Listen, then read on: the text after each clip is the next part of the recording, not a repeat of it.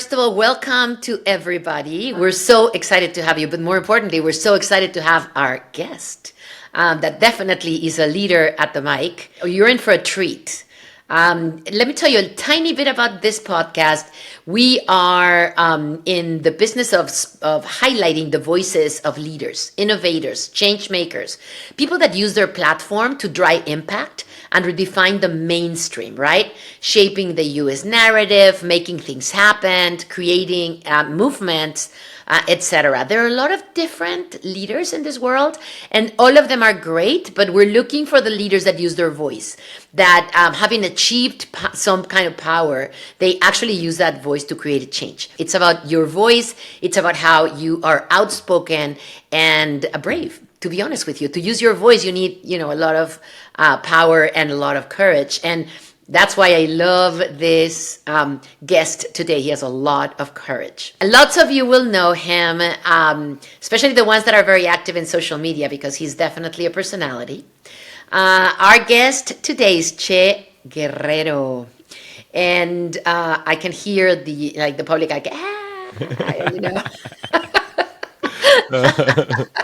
Half of them, the other half was like, boo, that guy. Well, some of them, yes, Some you're of them, right. very small Some slivers, people very small may. slivers. You're Very absolutely small right. slivers, yeah. But the majority would go, Yeah. So Che's going to tell you a lot about him, but I just want to give some points here about who he is. So again, you may know this, but I'm going to repeat it. Che has appeared in BET, MTV. He's a huge personality in all social media. And more importantly, he has spent, and I love how he says this, he has spent 16 years tackling race, politics, and family dynamics.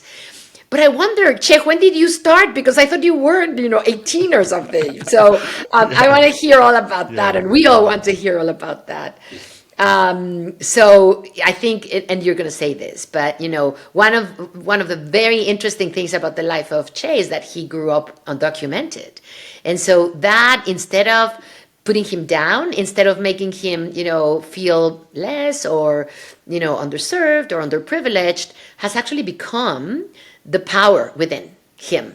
It has made him a much better adult. It has made him make him a much better leader. And so with his almost over 500,000 followers, he every day creates a revolution in social media and everywhere, because he's going to tell you about his latest examples. I was going through his social media today, and I was laughing and crying and everything together. So anyway, with that, please welcome Che. Hello. Bravo. What's great is that this podcast is called Leaders at the Mic, and you're talking about doing comedy for almost 16, 17 years. And that is actually really interesting. I didn't realize that I did start my career trying to find my voice with a microphone. I was doing stand-up comedy because I couldn't get a traditional job. I couldn't, at the time, didn't have the work authorization to do that. So I was like, what can I do to find, some kind of purpose in this world? And my current fiance now was the one that stated, you're funny, you should do comedy, you should be a comedian. I was like, that's it. That's how it all started. And that was at 18. That's how I started in the world of entertainment. Oh my God, what an amazing story. And you were sharing, and I'm sorry, maybe I'm outing you, but you were sharing that you just started to live together, which is like, I get where that relationship came, it just seems like you guys make each other better and better and better since you've met. Yeah, it's always, and it's an interesting story, getting to my personal life a little bit. We dated when we were young, and then we had like a 15-year break, and then we got back together like last year. So it's been very lovely to be like, hey, look, you put me on this journey, and look where it's gotten me, and look at the path that you put me on, and and it's very sweet. I don't mean to get all lovey-dovey, but I do have love in my life, and I am appreciating it these days. You know what I mean? I gotta, with the world we're in, you gotta grab those small beautiful moments and just be like, wow, I'm very lucky that this is happening to me. Yeah. Absolutely. And you know what, Che? You've earned it. Ah. You've earned it in brownie points and good karma, however you want to call it, because you've done so much for so many, and you've worked so hard to become who you are, that I'm so happy to hear that you have love. Yeah, That's the most it's important part. very deserving. Yes, yes. Thank you. Absolutely, absolutely. So, okay, so you're also very humble. So I want to go to the things that you've been doing before, but tell us a little bit of, besides your beautiful fiance, um, how was your trajectory to come to today? I know when you and I prepped for this podcast, you told me I love it how for me it was like, oh, you arrived, and you were like, oh no, I'm still on my way there, Oh and yeah, so that's the good attitude, right? yeah. That's the really really good attitude. But tell me what you would like to highlight from your journey to today, to where you are today. You know, I would like to people to, I guess, because we did start off by saying, growing up I was undocumented for a long time. Currently I do have a status, but it was most of my life growing up like that, and I don't recommend this to anyone. Growing up like that. But one thing that people don't realize about undocumented people is that we sort of grow up understanding that the amount of time that we have may be limited. I think more than most, we kind of go through these deaths with our status or our visas, or like the way we've seen this government react. Sometimes you may think you're on a path, and then all of a sudden that path gets taken away. So what I always say is that undocumented people, we always hit the ground running as soon as we get a status, because we don't know how long we're going to have it for, or if it's going to get renewed, because people fall in and out of status. So my entire life has always been a series of things have changed. So my entire future now has to be on another path.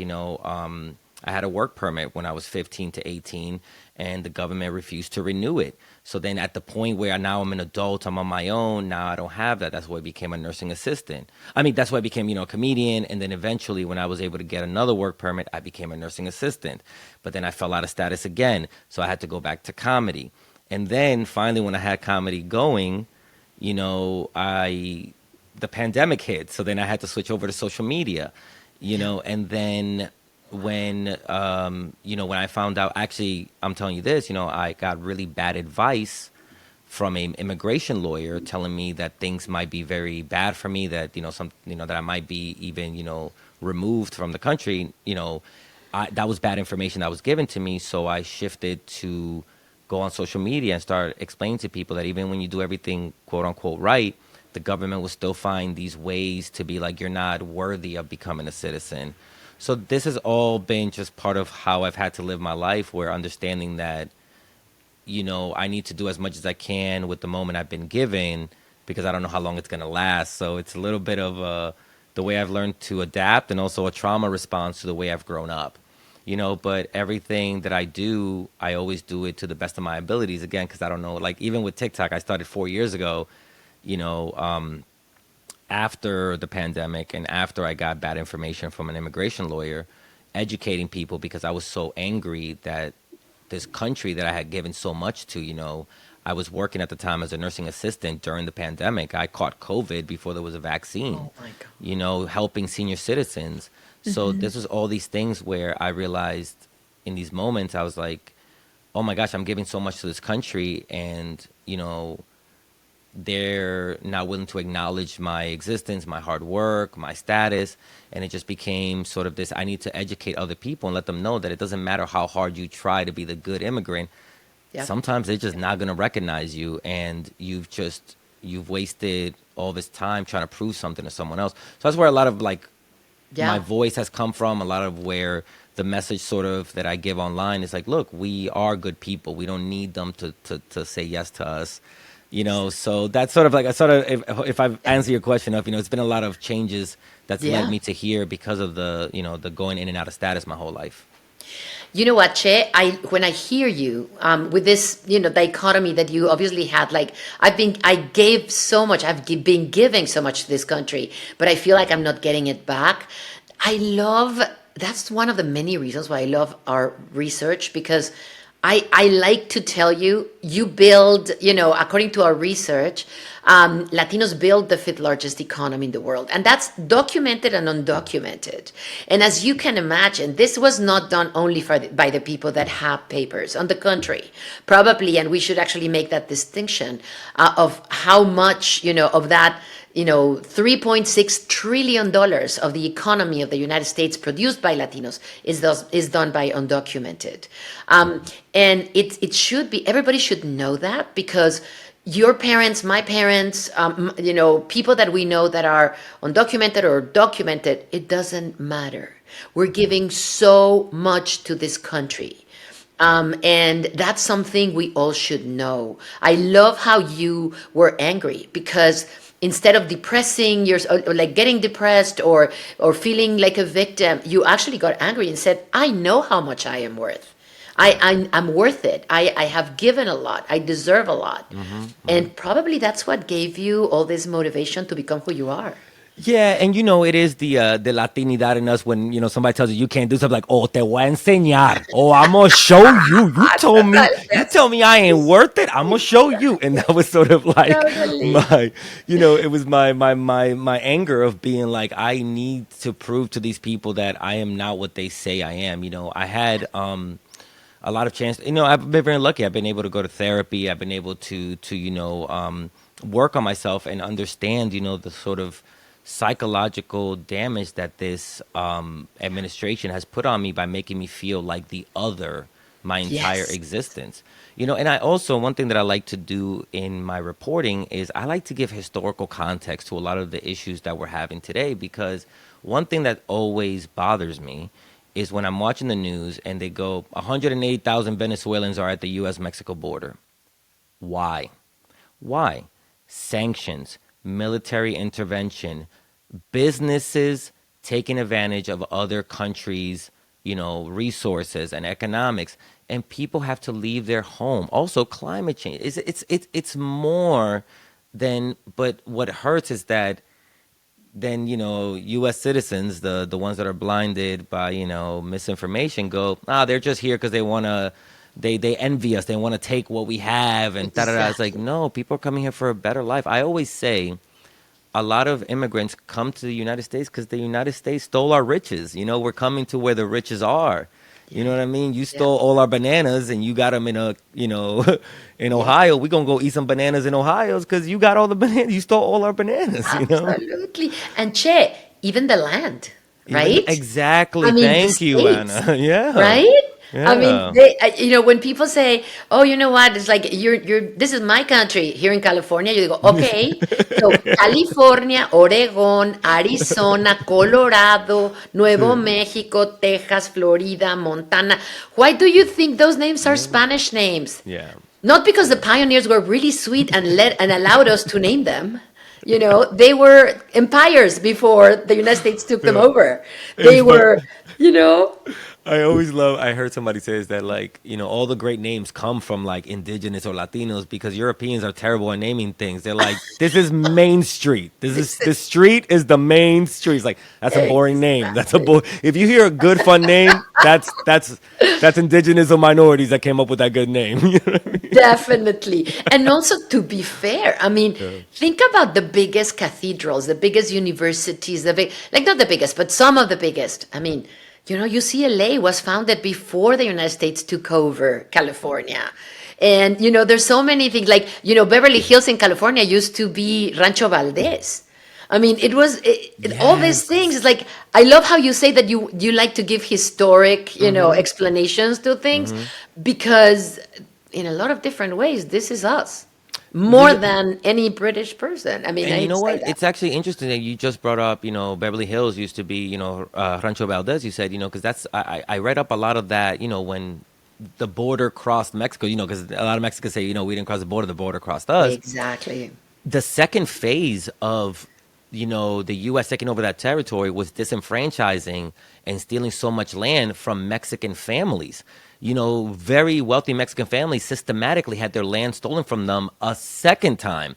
And that's where a lot of this, a lot of our families, a lot of our, ancestors have been left decimated, and we're just trying to rebuild now. And Absolutely. and this seems like the second phase, if I may, and I'm sorry, I mean, this seems No, like, please. and going back to your data, this seems like the new phase of stealing our riches. We are the fifth largest economy, so why wouldn't they respect that? It's stealing from us, thinking that somehow they're going to be the beneficiary of that $3.6 trillion. You are not. We live in a new world. It is no longer made by lands or resources. It is made by our intellect and our input into this. You cannot steal this the way you've stolen other stuff. By removing us, you are hurting yourself at the end of the day. Point blank, periodo. Totalmente. Oh my God.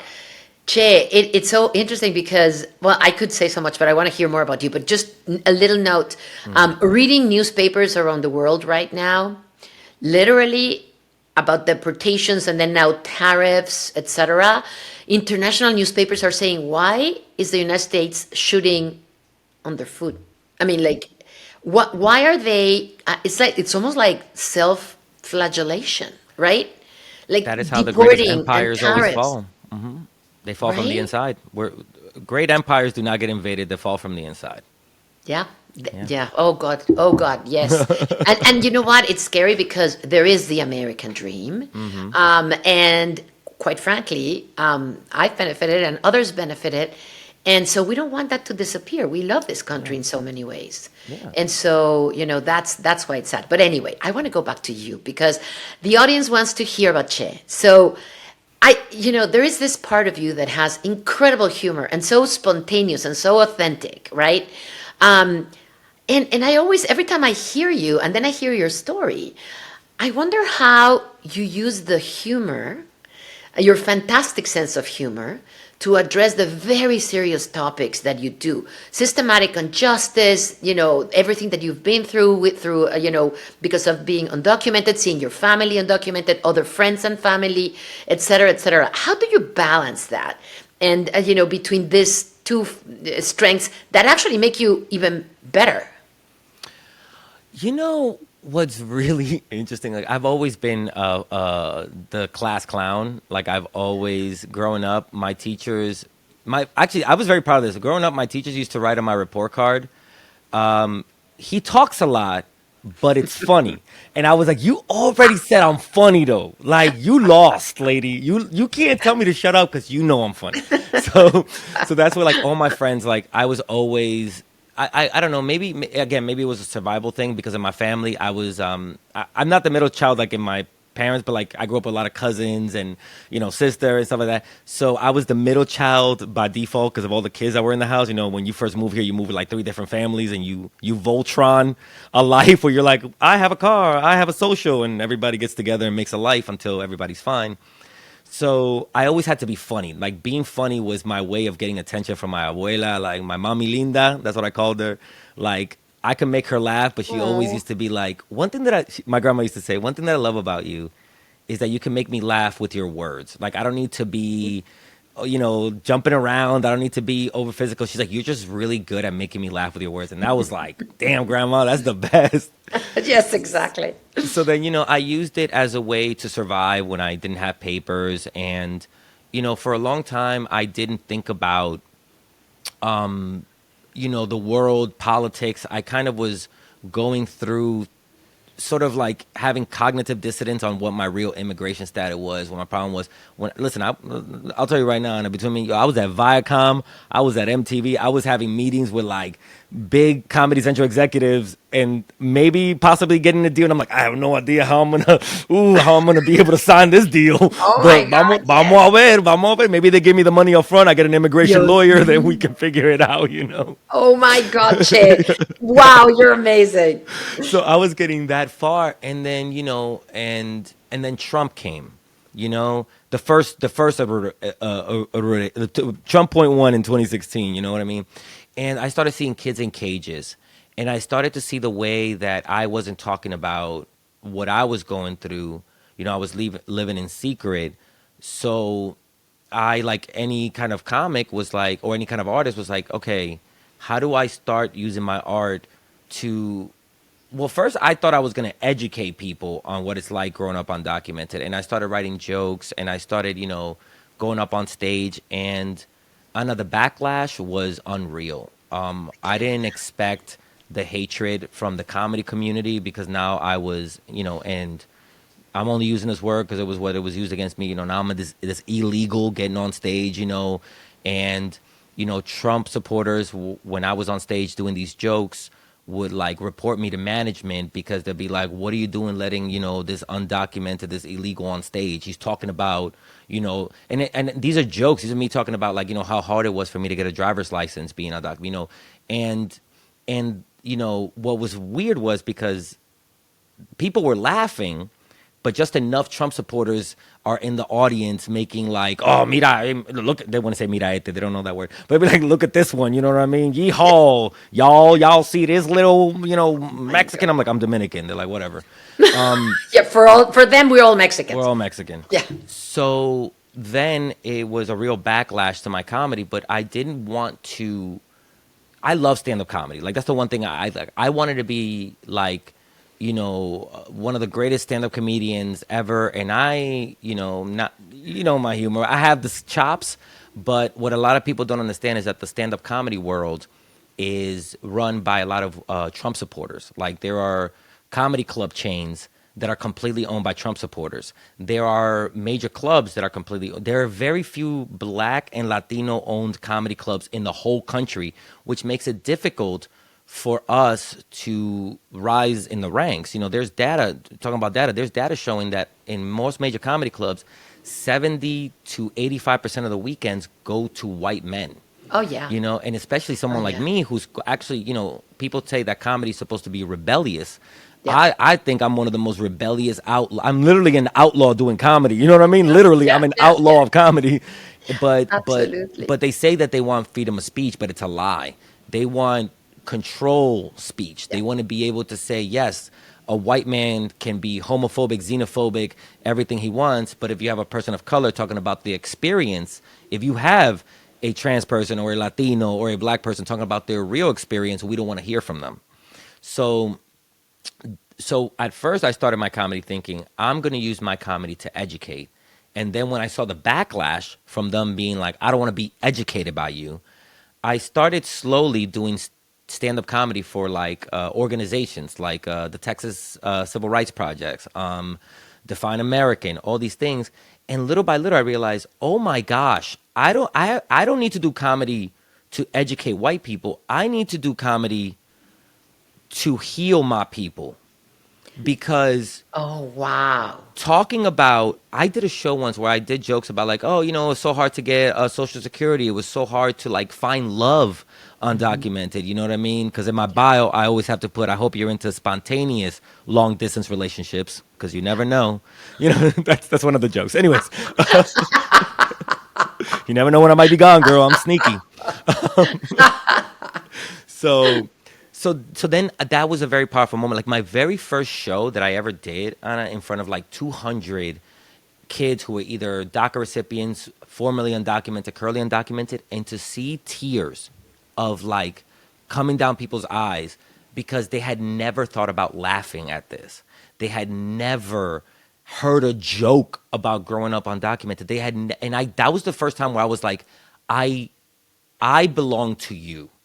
My people, I belong, my art, my heart, my love belongs to you. I am so sorry that for so long I was trying to get that white gaze to approve of me. When I realized y'all have so much love for me, this is where I want to be. And that's my piece of advice for any artist is stop trying to educate and do art to try and heal your community, because it is much more powerful, much more rewarding, a lot more accepted, and you get to actually be the artist you want to be.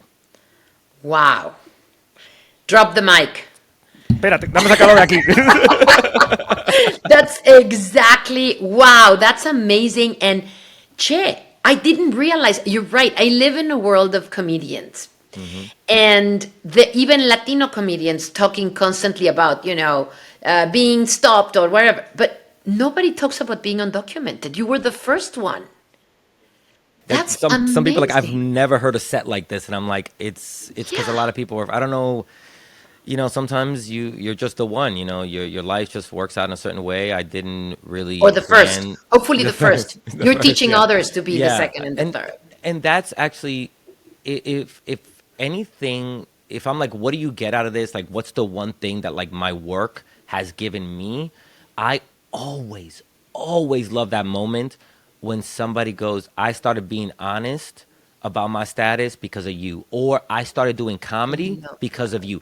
Inspiring someone else to go after my biggest thing is when somebody goes, if he can do it, I can do it. I'm like, yeah, you could do it. Like, go for it. I don't care. That's not an insult to me. Good. We're No, all of capable course. of creating. You know, we live in a world, unfortunately, that puts so much pressure on us to not be able to create. You know, I've been very lucky. You know, I know it's terrible, but like the way my life worked out, it was either like go to construction, start doing construction work, or do stand up comedy. And I was like, I don't want to lose my Yeah, no, fingers. no, You know no. what I You, mean? you, Like, you knew what you were good at. yeah, You knew what you wanted to do. But you you know don't want what? me anywhere That's near drill. Can I tell you? That's the real leadership. What you just said. When you said, I don't mind if people should be saying if he can do it, I want it. That's the real mentor. Hmm. That's the sponsor that will take you to the next level, which is the Hmm. real leadership. Yeah. And your lack of fear and your courage has given you those tools. One of the pieces of advice, it's funny because I used to teach stand up comedy classes. And one of the things that my students told me once was like, Che, one thing that I love about you is that you lead by example. Like, I am not afraid to fail. Like, so what I would do is I would have a class, right? And we would spend 8 weeks writing jokes. Now, I've been doing stand up comedy for 16 years. I have 2 hours of jokes. But what I would do with them is I would tell them, look, I'm going to write new jokes. I'm going to fail. I'm going to look dumb. I'm going to look terrible. But at the end of the 8 weeks, I'm going to have 4 good jokes. And they were like, okay. And that's what I did. I showed them by failing, by embarrassing myself, by showing like, hey, I have an idea, but I'm going to grow this idea into a gem. And they were like, wow, dude, because you failed so much, it made us comfortable failing. Because you showed your heartbreak, it made us comfortable showing heartbreak until we finally got to the truth of who we are as comedians. Absolutely. Hmm. Wow, that's amazing. Hmm. It's super, super inspirational. I want to know more about that, and I'll come back to things that you've commented that how white comedians get away with a lot more, right? So I want to go back to that. But I also want to talk about your political activism through comedy, through your incredible work, work with your followers and all that. And then I want to also talk about your advocacy because it's different. One is your political point of views, your teachings, etc., and the other one is how you use your power to create change. I mean, you're not just an inspiration; you also create change. So let's start with politics. Tell me what you and I again at the prep session had a really great conversation about politics and the vote. Tell me about the vote this election, Latino vote specifically. The Latino vote was very heartbreaking in a lot of ways, but it was also inspirational. A lot of people did come out and vote for Kamala. Let's not forget that a lot of communities came out and voted for Kamala and voted for a lot of positive changes around the country. You know, access to health care for women. And a lot of protecting immigrants' rights. More cities became protecting immigrants. So a lot did change, but it's just unfortunately a lot of the misinformation, disinformation campaigns that were put out there really struck a chord with the Latino community. I'm talking about specifically the right wing, so many people moving towards, Trump and right and, that nationalism that doesn't want us, which was also very surprising. And I'd recommend to anyone to please pick up the book. I have nothing to do with this book, but to please pick up Defectors by Paola Ramos. The book came out 2 months before the election, and I wish it had come out earlier because then I would have been able to change my tactics because that book really broke down how the right wing infiltrated our communities in ways that were unseen until it was too late. The infiltrating of our churches, the infiltrating of our community leaders, the misinformation and disinformation campaign online. A lot of people don't realize that social media platforms like Meta and TikTok and X, Twitter. I will never call it X. I just call it X because for a moment there I lost my mind. Um, but a lot of these social media platforms spend a lot of money correcting misinformation and disinformation in English, but they don't do the same in Spanish. So, while everybody was pointing the finger, and this is not me throwing conspiracy theories out there, this is in the book Defectors, and you can check it out. Russia did a fantastic job of infiltrating Latino influencers, Latino, content creators, and getting them to spread mis and disinformation that was pro-Russia and anti-AOC, anti, the, genocide that's been happening around the world. And a lot of these things really did infiltrate our communities. I remember 2 days before the election, I decided to take the initiative and go talk to Latinos in the street. And I went into a barber shop and I just picked a random Dominican. And I was like, hey, you want to talk to me? And he's like, oh, I got some things to tell you. And this individual was spewing point by point, almost like he had a pamphlet in his back pocket of all the misinformation, disinformation towards our community. He was hating himself. And I was just like, oh my gosh, they have infiltrated us in unbelievable ways. And he's telling me, well, you're more emotional. It's all about the facts. It's not about emotions. I'm like, Papi, you don't even have the facts. At least I got both. I got facts and feelings, baby. I'm a whole person. Mm-hmm. Do you know what I mean? Exactly. So, yes, I'm in politics, but for me, at the end of the day, it's about like loving people and wanting people to have the freedom and the rights to be able to do what they want, they choose, and not demonizing people. And I just could not believe that my community had gone so right to a party that is literally holding up signs saying mass deport. They're not talking about criminals. They hate all of us. I agree. So, first of all, I can't be political because we're a nonprofit, but I gotta tell you something because I want your opinion. Okay, so how do I put it neutrally? Okay, so I understand what you're saying, and I agree with you that there was a lot of false information. Mm-hmm. On the other hand, I think one good thing about this results in terms of our participation, Latinos, in the vote, was that we turned out to be the swing vote in a lot of states, and in the end, total, right? Because the election, even though there are Republicans that say that it was a landslide, it was not. It was won by tiny little margins in different states. And those states, some of them were where Latinos had a lot of input. So I do see it as we as a community won a lot of power, because if Democrats or Republicans make a big analysis of this, they'll realize that they better take care of us. Because maybe it was misinformation, but they gave us information when probably the other party didn't give us enough information. And we see it, Che, in investment, right? Like investment on the money that was invested in our community by both parties, the level and the candidates, right? The limited candidates, the number of limited candidates in both parties.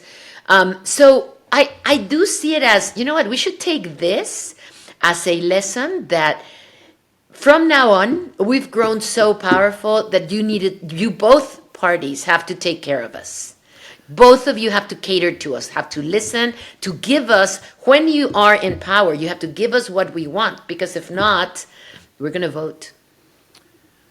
Yeah, I guess this I will give that this election was showing how much of a swing vote we are, but it was even more people were disillusioned to not vote. So the Democrats did not do a great job of really showing that we are going to be changed. We are going to be the party for more. When I think for me personally, the nail in the coffin for Kamala was when she said, I would do nothing different than when Biden did. Biden was keeping the machine going, and the machine was fine, but it was not great for people. It was not really helping people. Was it a little kinder to immigrants? Yes, but Biden was also doing, a lot of blowing up the asylum. So for immigrants, it's always very complicated, whichever two-party comes. We as Latinos, we have been there, for the Democrats, and, year after year, they've let us down. They put up these dreamer acts that seems like it's all symbolic but never really do anything, and that's why like this year, and look, I'm not trying to say anything. I think Democrats should be doing everything they can to try and move the needle forward and help out immigrants. But it was very insulting when I see all these Democrats now being like, "We need to pass this Dream Act because Dreamers need be at the." And I'm like, you guys have been saying that for years. How is it any different now? Now That's you the thing. realize, oh my gosh, yes, we never passed this for Yes. Dreamers. We actually left these kids out to dry, and now their life is in jeopardy because we never did anything. We only lied to them. And now fascism is here, and they're not being protected. So now you feel bad for us? You should Yes. have done something when you could. You don't get to 11 million undocumented people on purpose. It was a systematic way to keep us undocumented. Now, saying all that, I do just want to finish with this.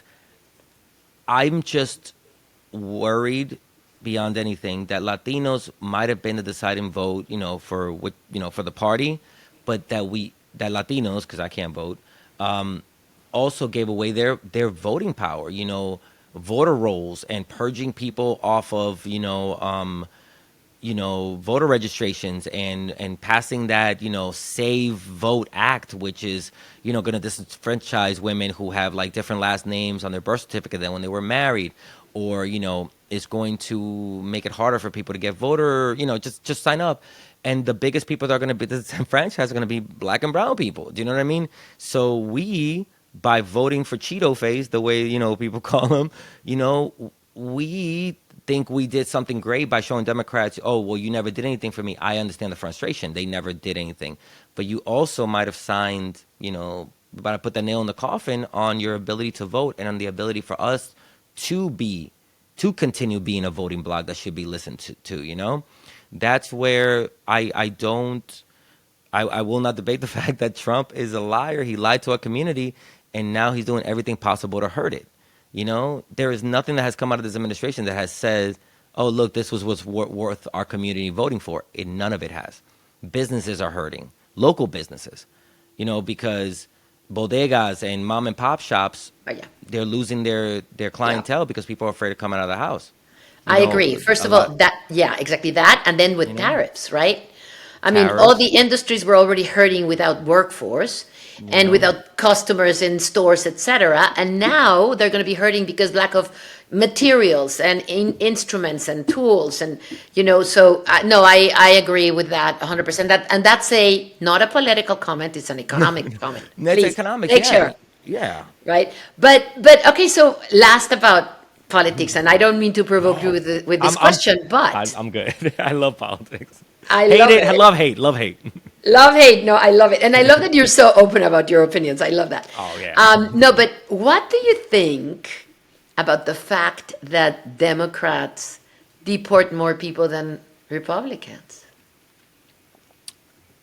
It it has always been frustrating because I was not politically active during the Obama years, but once I had what I call my awakening, and I started to see like, oh my gosh, Obama was the deporter in chief. I hadn't even heard about that till like 2018. You know what I mean? Like till 2 Yeah, years he was yeah. out of People office. didn't people didn't talk about it. No, that No, that a lot of the infrastructure that did become the cages for the children, totally. were built by Democrats. That The didn't fact, exist before Obama. no, and that is so I found this out because I started like being very active online towards the last year of Trump's first presidency, and then I was very active, during Biden's, and now we're here. And during the Trump year, yeah, people were a little more like, yes, immigrants are being villainized, yes, da da da. And then Biden came and he started switching up on immigrants. You see mayors like Mayor Eric Adams using Yes. false narratives to say that Venezuelans are fighting cops when that's not what happened. Today they had a congressional hearing about, quote unquote sanctuary cities, and Mayor Eric Adams was acting like he wasn't talking about immigrants like they were going to destroy the city. I'm like, what is happening? That's the maddening part. You understand? That's the maddening part from our end, from the immigrant, from the undocumented community, is that Republicans outright will hurt us, right? Demonize us. Then Democrats will come in and also hurt us in saying like, well, I passed DACA so I can deport 5 million people. You know what I mean? Like they'll throw us these breadcrumbs because for both parties, villainize, not villainize because Democrats don't really villainize, but basically for both parties, using us as scapegoats is politically savvy. And at the end of the day, it's like you are hurting people. And this has become, especially since Biden came in, this has become more of the topic where it's like, how am I going to hurt immigrants? You know, because Democrats are still like, well, let's beef up the border more, and let's do this, let's do that, let's cut off asylum, let's do this, but let's give 2 million pathway to citizenship. I'm like, but that's still hurting a lot of people. And then Republicans are like, well, we're not going to pass any pathways to anything, and we're just going to deport people. So I'm like, okay, so moldy turd or moldy bread? Okay, I guess moldy bread. You know I what I mean? know, but that's the reason, Che, why I think it's a good thing that we are now seeing as a swing vote, because they're going to have to stand for something. We used to take for granted that, and this is a generational thing too, because you weren't political, I don't know, 10 years ago. But for us, oh, Democrats will save us. That was the common thing, right? But it's not anymore. And so now it's about, okay, you either show us your money, or show us your will to listen to us, or we're not going to vote for you anymore, because it's not anymore that. And actually, that's my next question. How do you see the generational gap making us vote differently? You said that you weren't political in 2016 when Trump started, right? And so, or would you? I think you said when Obama was president. So in 2010. So how do you see that difference? Like, do you see a difference with your parents, or do you see a difference in the voting people that you talk to? Are they? I'm going to tell you why I asked this, because I see my generation as really submissive and very, I'm just gonna work really hard and things are gonna be fine. And this person say that he's gonna do something, I'm gonna believe them, and a little bit more, much less assertive than your generation. And I do think that that's part of the switch lately. It's so weird because like so I'm like an older millennial, but being online so much, like I get a lot of like the Gen Z, and like so it's like it's a little all over the Yeah, place right now. So it's really I hard to know. pinpoint. Even pollsters are trying to figure out like where is the demographic shifting. I personally find that most people have fairly progressive, as they call it, ideals. You know what I mean? They want, to be able to afford a home, and they want to be able to get health care, and they want to be able to have a good job, and they want to be able to, to vacation and do all these things. You know what I mean? But they don't have sort of I guess the hope anymore, sort of a nihilism where it's like, yeah, but government is not going to do any of that for me, and that's sort of where I think I forgot where I heard it once, but somebody said, when a government does something big, something good for you, you have a lot more hope in it, and that's why Democrats never gave us anything worth latching onto with hope. If even when Obamacare came in, it's been this hodgepodge, so it hasn't really been great. People have to pay a lot of money. It's like, okay, now you know what I mean? When, they talk about the Build Back Better, oh, we're going to build more plants, but yeah, but those are like, those are not tangible things for me.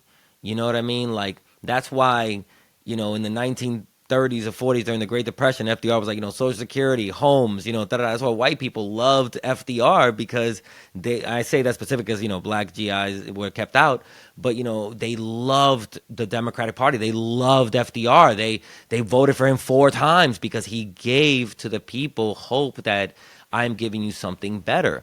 And Yeah. that's where the government under Trump, he's not giving us anything better. The stock market is starting to fall. Tariffs are starting to go up. People are starting to get deported. And Democrats came in for 4 years. And because of Joe Manchin and some parliamentarian rando in the Congress, they weren't able to pass actual legislation that was going to affect people's lives in the immediate. They weren't able to pass immigration reform. They weren't able to pass $15 minimum wage. They weren't able to pass, the Child Care Act, where everybody was going to get money for their children that would have raised millions of kids out of poverty. They didn't do any of that. So there are people who are, for all intents and purposes, progressive, but the nihilism has set in that this government isn't going to do anything for me. So they rather see it all crumble than participate in it. Because participating also to them means, millennials and Gen Z are the most educated, globally educated generation with the least amount of power and ability to actually do something. And this is I'm gonna say this, and I read this somewhere and I forgot where I read it. We are the only species in this world where the older generation leads the younger generation. That doesn't happen in nature.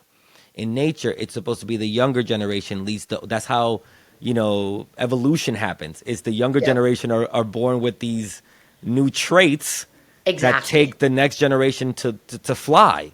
Yeah. But Yeah. we're doing it backwards. We have people who are 100 years old almost saying that there's only two genders. Bro, that was when you were. Actually, there were more genders when you were around, but I'll give you that you're 100 years old and you haven't heard. But these concepts have been around forever, okay? But they're becoming more mainstream and they're becoming more part of the culture, and they want to turn the hands of time back.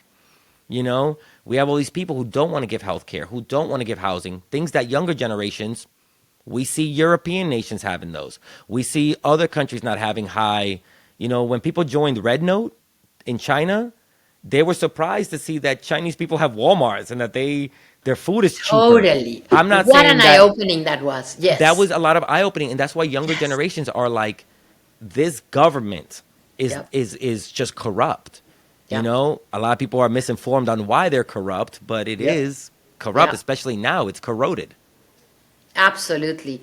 And you know what? And that leads me to my next question because, yeah, and then if you come out and say, hey, I saw, Red Note and, they have this and that, then you face also the wrath of like, oh, you're a bad, American if you don't like this country and you don't think that it's good, go back to your country. It's like, no, no, no. We're pointing out things so that we can become competitive because if Yeah. not, one day China opens up the borders and we see that they live in, the Jetsons, or it's a show that you probably don't even know. No, I know the Jetsons, man. When they did a crossover with the Flintstones, that was my Yeah, VHS. exactly. Exactly. We're the Flintstones, they're the Jetsons, We're the and nobody told us, right? I mean, yeah, That's hilarious. Yeah. that's kind of If you're unfair. looking for the name of the episode, we're the Flintstones, they're the Jetsons. They're Is the like Jetsons. it's the name of Oh the my God! episode. And then they're gonna say we're like anti-American because China's the Jetsons. Like, no, no, no, No, no, no, no. no.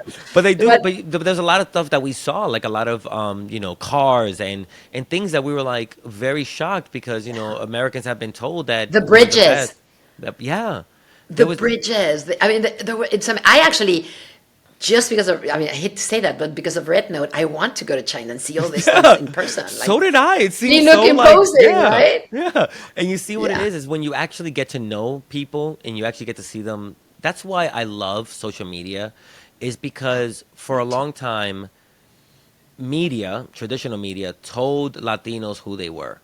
You know what I mean? You're right. You're criminals. You're Yes. this. You're that. Or who were they not? Because we were invisible, so And we're who were nothing, they right? not? Yeah. And then when I jumped on TikTok and I saw so many I Mexican, know. Honduran, Guatemalan people doing just amazing stuff and showing the diver and honestly just some videos of just like them talking to their mom and their mom saying something so funny and it's cracking and it's like it got this you for the first time in a long time I got to see that I am not an anomaly.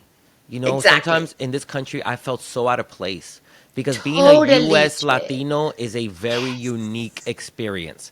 And when you got to see how many other US Latinos live between watching Selena and Friends, I'm like, oh. Yes. And I always go, I'm more like, can I be any more como la flor? You know what I mean? Like that's how I am. I'm Friends and Exactly, Selena. Carla, exactly. Pero imagine that invisibility, because we also at the Latino Donor Collaborative we measure media, and only between 3 and 4% of the roles are Latinos, and we're 20 and 25% of youth, right? So imagine that invisibility going into our brains and becoming even unconscious, but like you feeling like you're not important because you're not in those shows. And when you're in those shows, our people are narcos or drug traffickers or all kinds of horrible things. Imagine how that goes into your brain And then you see, exactly as you mentioned, you see TikTok with a possibility of actually creating your own content, watching the content that you want to watch, where people, and the truth is, that's what made Bad Bunny and Peso Pluma and, social media, because then you democratize communication and things start. And that's when, quite frankly, Latinos become pop, leaders of pop culture and leaders in music and leaders in fashion. And so that's the craziness of, this repression that we live in traditional media, that they caught our wings and they don't let us see this. Forget about China. Of course I want to see China, but I want to see Che. I want to see the Mexican people that are creating, incredible t-shirts. I want to see all these things. And so I think we are at a point where, we just did a report on young Latinos, and that's why they're driving culture in so many ways, because now there is a way to actually connect. And this is why some things that sometimes you share in your posts and in your content, that there's a fragility of public support. When activists say these things, even these innocent things, right? I want to have more exposure. I want a more democratized media. Tell us about how you deal with it, because I have to tell you, for me, it's hard. And I think, again, it's generational, but you obviously have zero fear. Tell us how you deal with that. What advice do you give to other activists, older like me or young, right, that know that their voice can make a difference, that they know that they need to build a stronger, and reliable network and support, but they don't know how to? You know, what's so interesting is that my whole life, people have told me that, I guess, I am brave for speaking the way I'm speaking or whatever. And all I'm doing is just saying the emperor has no clothes. But that's dangerous. You see, we hear that story and we go, oh, how brave was that little kid saying the emperor has no clothes? But in real life, that person would have been taken away by some, you know what I mean? Yes. Like, don't show that the king is naked. The king is naked, and that's where It's the gaslighting thing. it's a gaslight thing, and it's a lot of that. We're not allowed to speak about our experience. We're not allowed to speak about what's really happening. You have to speak truth to what's happening, because I am seeing too much from the right, and I'm specifically speaking on the right. They can lie, they can spew misinformation, they can say all these nasty things, but the second we say something in response to that, we're the problem, we're the adversaries, we should be afraid to speak up. No, they're dumb. At the end of the day, they're dumb, they're racist, okay? They're misogynistic. They are a problem, okay? And it's too much of this arrogant, dumb men who think that just because they're strong and they can beat you up, that you should shut up and bow to them. No, there are more of us than there are of you. Do you know what I mean? Like, it has to be this, you have to stand on your morals and your grounds and stand up for your community. I always say there's strength in numbers, I don't know. I've always been the kind of person, like, even as a kid, there'd be some kind of family drama and it'd be like, and everybody's really quiet, and then somebody will come in and be like, what's wrong? I was like, oh, mom's mad at dad. Like, no se habla de eso. I'm like, but that's what's happening. Okay? No digas eso, qué grosero. Qué grosero, diciendo lo que está pasando en esta casa. I'm like, that's what's happening in this house. Right? Y'all being weird over the dumbest thing, Exactly. and then everybody's always like, oh, Che's a problem. He's, but it's not a problem. I've never thought I was a problem. I like to speak the truth. The genuine truth about what's happening. I ask people this every day. Read. I need you to read. I don't usually like to come off arrogant, Ana. I'll say this, but I am an avid reader. I read. Oh my God, that's amazing. I Please read tell our 20 audience that. We need to be more readers. Yeah. I read 20 pages a day. Love that. I take a book. And I'll read anything. I'll read stuff about mathematics. I'll read stuff about Venezuelan history. I'll read about, Women, Race, and Class by Angela Davis. I'll read, Born Again, about, I'll read and read and read and read, because I need to know what I'm talking about. A lot of people are on social media talking and they have no idea what they're talking about. I'm not a lawyer, so I'm not going to talk about the law. But if there's a specific law, I will research it and research it and research it so I can talk about it. Okay? And educating yourself is the biggest thing you can do. This is so funny. I'll tell you this story. And it started late for me. It started when I was 27, right? I was 27 and I had never really read a book. And I was taking my son to the library every day. And one day I was like, you know what? I'm at the library every day with my son. Let me take out a book. And I was like, and if I don't know what the book says, I'll Google it. And this is true. I was looking through the shelf and the book that like jumped at me was A Long Walk to Freedom by Nelson Mandela. It's Oh my God. my first book was almost a 600-page book. And I was like, you know what? If I don't know a word, I'll look it up. I went home, opened it up. The first word was apartheid. And I went, what the heck is apartheid? And I was God, like, wow. this is going to be a long walk to freedom indeed. I, But you know what?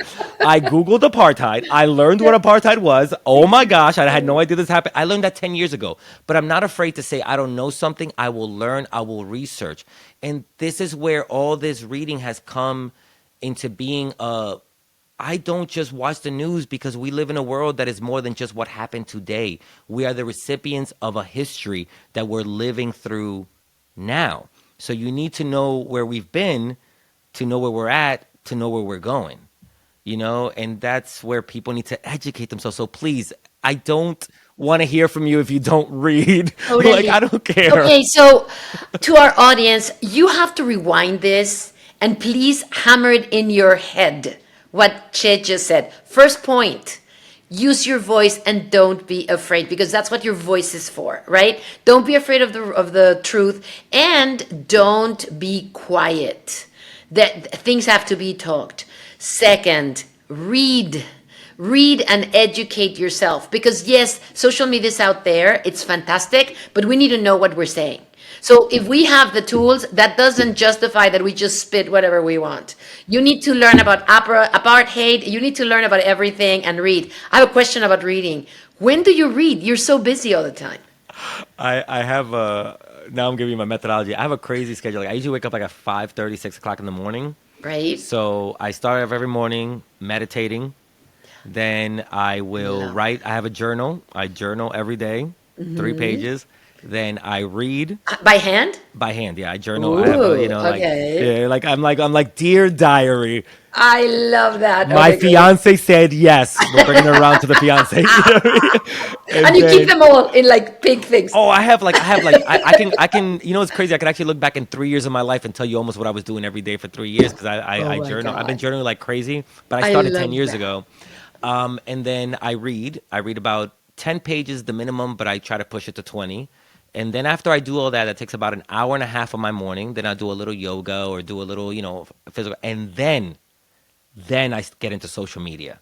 Then I start Oh my reading the God, news. that's an amazing recipe. We Yeah. all should learn from that. Do not start your day just going into the Right. void because you will be angry and you will come off like just because Yes. if you wake up angry and you go angry, then no, for me, every day I need to protect my heart.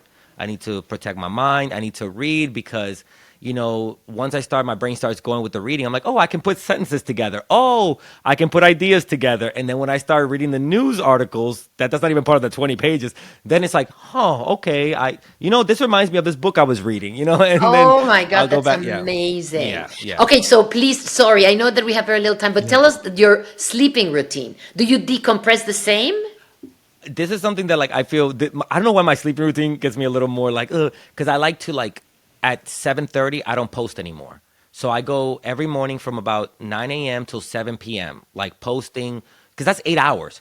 But then I have to just I will look at it tomorrow if something major happens or something like yes I will try and make time. But at 7:30 it is off. All right, I'm an old man. I watch Jeopardy and Wheel of Fortune. I love that. Oh man, definitely. I know, man. And then at night, I have my fiance, the kids or whatever, do all that. And then by like 10 p.m., that's it. Like no more TV, no nothing. I'll read a little more in bed if my brain still feels up for it. And then I try to be up again by like 5:30 in the morning, 6 a.m. That's sort of like the way it goes because I try to sandwich it in, and then I also make sure, because social media is a job that you create for yourself, so you can do it as long as you want, as much as you want. I make sure that I take one full day off a week. Oh, Like wow. You don't post at all. I One day don't at least. one day a week. And you know what's funny? Those days are the days where jokes like sketches come out because my brain is like relaxed. It's thinking about other things. I'll go watch a movie or I'll go. So one day a week. And then one other day a week, I only post one or two videos. That's like my half day and a day off, because I have to, when I was like, when Trump won the second time, I was making like 9, 10 videos a day. And at the end of the 2 weeks, I was crying and I just couldn't stop. I was just so hurt. Like my heart was so raw that I was like, I need to go back to that routine that I had where I protect my sanity during the day, have a cutoff at night, and then come back the next day ready to inform and also lead with because I know people are like, oh, you're so angry that no, if you watch my video, I'm actually leading with love. I want our people to be doing better, so I want us to be informed, so I make sure that I every time I step in front of the camera, okay, who are we talking to, what are the message we're trying to get out, how are we trying to build bridges today, like what is something that we're trying to do today, Yeah. and that comes with rest to be able to think. Absolutely. Wow. And you know what? That routine and what you're saying about keeping yourself, a lot of self care, right? Like Yeah. keeping yourself sane. And of course, you deal with a lot of problems and challenges and from you and from your audience and the way you actually talk about it and how you are an activist. So I think also our audience should rewind and listen to this because it's about taking care of ourselves, especially the ones, from our community that are going through uncertainty with this, horrible deportations. And even if we're not, right? When we care for them, when we are devastated, when we hear cases of people struggling, et cetera, et cetera. So I think more than ever, we as a community have to take care of ourselves. And that's extremely important. So thank you for that. Che, there were so many other questions I wanted to make, and there were so many things I wanted you to talk to me about because you actually have defended people in the most incredible way. You create movements, you create consequences for people that are abusive. And I love that from you. It's amazing. And then you bring attention to cases that haven't been resolved constantly about it. And so that is something you have to come back and talk about that. Yeah, we'll come You back. you I'm sure the have audience to. will want a part two. Yeah. I know we have to have a part two because there were so many questions I wanted to. But just to finish, tell me. I remember when you and I prepped, you said you're on your way to something. You feel like you haven't even arrived. You're not even close to have arrived. In. Yeah. So, what is for you to have arrived? Um, What, how, what do you see your goal being? Or when will you wake up and say, wow, I arrived?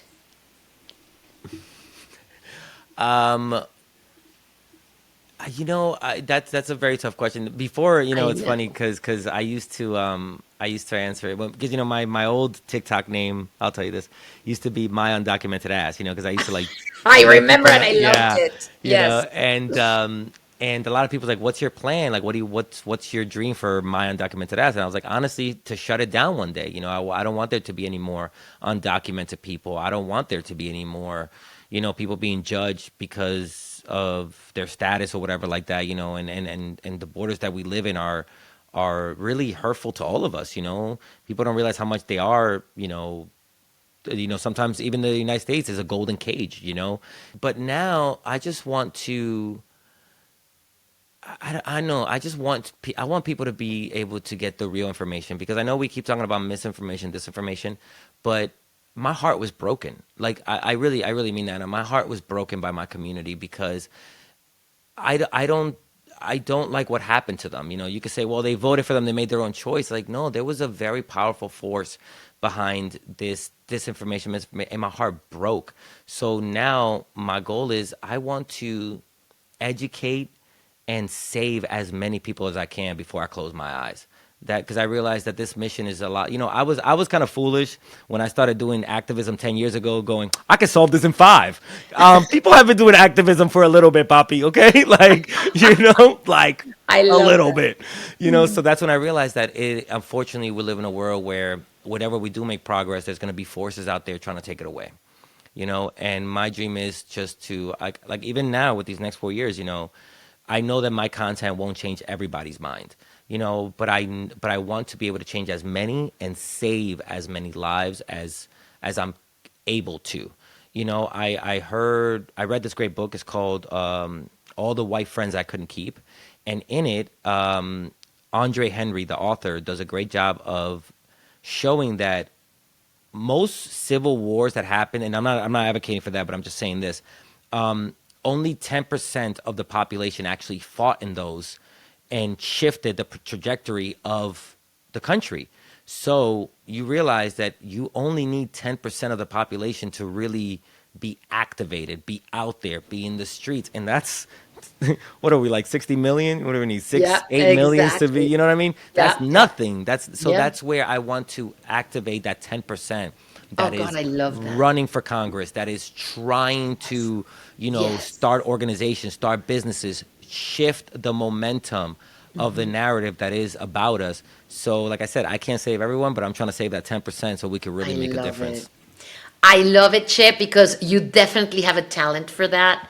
And I hope that you use our data when you're doing that Yes, so that yes. everybody knows it, because that's our goal too, educate people with the data and, a data that shows how amazing we are. Yeah. Because the good news is we have a great job at the LDC, which is just spreading good news. Yeah. We are amazing. We are an incredible wealth of everything good for this country, and you are a perfect example of that. And more Thank than you. anything, you're a perfect example of a voice on the mic. You are amazing. Thank you, Che, for Thank being with you. us.